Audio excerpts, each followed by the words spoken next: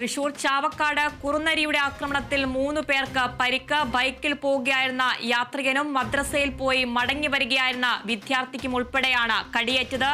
വിവരങ്ങളുമായി അനീഷ് തന്നെ ചേരുന്നുണ്ട്. അനീഷ്, കൂടുതൽ വിവരങ്ങൾ. ആണ് ഇത്തരത്തിൽ കുറുനരിയുടെ ആക്രമണത്തിൽ 3 പേർക്ക് പരിക്കേറ്റത്.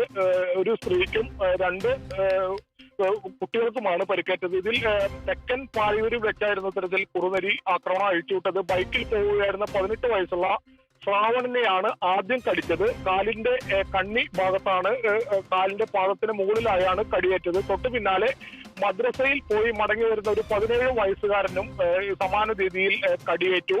ഇതിന് പിന്നാലെയാണ് മറ്റൊരു സ്ത്രീയെ കൂടി കടിച്ചു എന്നുള്ള വിവരം ലഭിക്കുന്നത്. എന്തായാലും ഇവർ ആദ്യം പ്രാഥമികമായി ചാവക്കാട്ട് തന്നെ ആശുപത്രിയിലേക്ക് പ്രഥമ ശുശ്രൂഷയ്ക്കായി കൊണ്ടുപോയി. ഇതിൽ ശ്രാവണിനെ വിദഗ്ധ ചികിത്സയ്ക്കായി തൃശൂർ മെഡിക്കൽ കോളേജിലേക്ക് മാറ്റി എന്നുള്ളൊരു വിവരം കൂടി ലഭിക്കുന്നുണ്ട്. ഈ മേഖലയിൽ കുറുനരി ഇത്തരത്തിൽ 3 പേരെ കടിച്ചതോടെ പ്രദേശവാസികൾ പരിഭ്രാന്തിയിലാണ്. ഈ കുറുനരിയെ പിടികൂടാൻ ആയിട്ടില്ല എന്നാണ് വിവരം. എന്തായാലും അവിടുത്തെ ചാവക്കാട് നഗരസഭ ഉൾപ്പെടെയുള്ള അധികൃതരെ വിവരം അറിയിച്ചിട്ടുണ്ട് നാട്ടുകാർ. എന്തായാലും കുറുനരിയെ കണ്ടെത്താനുള്ള ശ്രമം ഇപ്പോൾ നടത്തി വരികയാണ്. 3 പേർക്ക് കടിയേറ്റതോടെ പ്രദേശത്തുള്ളവരൊക്കെ ഭീതിയിലാണ്. വഴിയാത്രക്കാർക്കാണ്, പ്രത്യേകിച്ച് ബൈക്കിൽ വരുന്ന ആളെയാണ് ഓടിച്ചിട്ട് കുറുനരി കടിച്ചത്.